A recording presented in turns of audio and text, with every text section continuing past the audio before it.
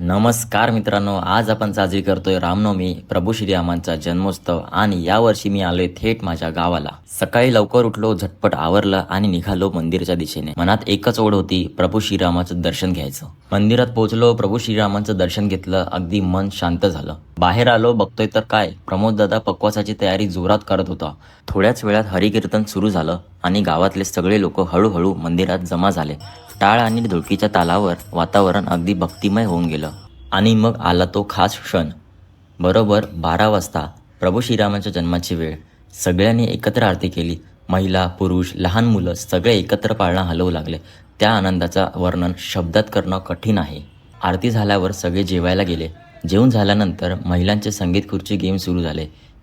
एकदम धमाल वातावरण होतं. आणि एक खास गोष्ट, याच सुंदर दिवशी रवी काका आणि कविता काकींची लग्नाची ॲनिव्हर्सरी पण होती. आणि मग मी माझ्या सगळ्या बहिणींना म्हणजेच कुडूकच्या कन्यांना मी माझं नवीन घर दाखवलं. हा होता आपला पार्ट 1, रामनवमीचा हा आनंदमय दिवस. संध्याकाळी आम्ही कसं कीर्तन केलं ते बघायचं असेल तर पार्ट 2 नक्की बघा.